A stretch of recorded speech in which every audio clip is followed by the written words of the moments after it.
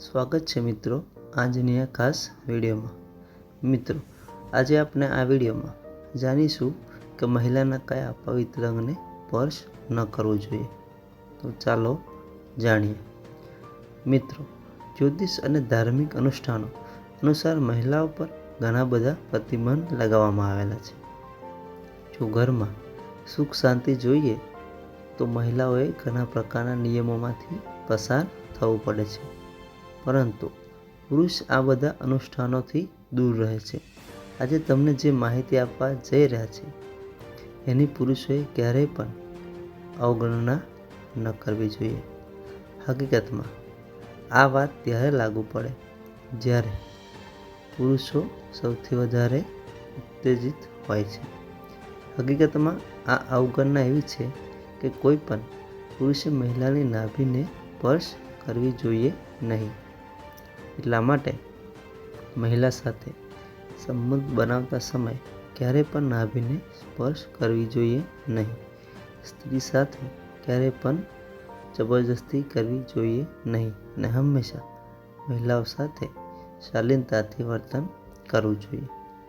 નાભીને સ્પર્શ ન કરવા પાછળનું એક કારણ પણ છે। આ કારણ એક ધાર્મિક છે। કહેવામાં આવે છે કે સ્ત્રીની નાભી પવિત્ર હોય છે અને તેમાં માતા કાલીની શક્તિ હોય છે। જ્યારે પણ કોઈ પુરુષ તેની નાભીને સ્પર્શ કરે છે તો માતા કાલી નારાજ થઈ જાય છે। તે તો સર્વ માન્ય છે કે મહિલાને દેવી માનવામાં આવે છે, એટલા માટે તેની નાભીમાં દેવીની શક્તિનો વાસ હોય છે। જો કોઈ પણ સ્ત્રીની નાભીને સ્પર્શ કરે છે તો તેનો મતલબ છે કે તે માતા કાલીની શક્તિને પડકાર આપી રહ્યો છે। તેનાથી માતા કાલી નારાજ થઈ જાય છે।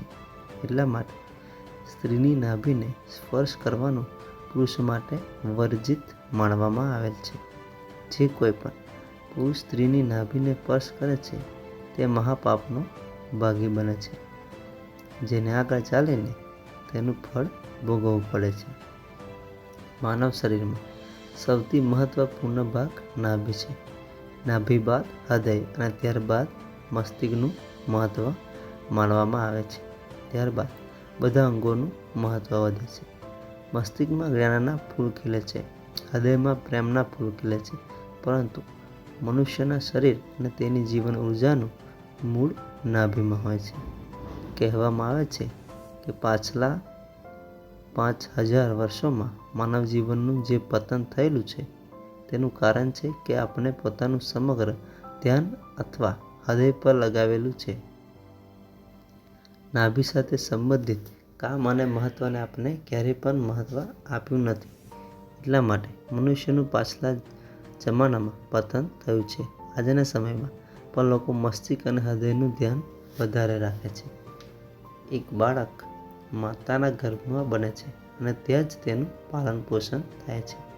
બાળક પોતાની મા સાથે મસ્તિષ્કના માધ્યમથી અથવા દિલના માધ્યમથી જોડાયેલ નથી હોતું, પરંતુ તે નાભીના માધ્યમથી મા સાથે જોડાયેલ હોય છે। જન્મ થયા બાદ બાળકની નાભી મા સાથેથી અલગ કરવામાં આવે છે।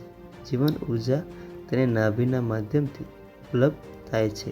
બાળક પોતાની નાભીના માધ્યમથી પોતાની માના શરીર સાથે જોડાયેલ હોય છે। ધન્યવાદ।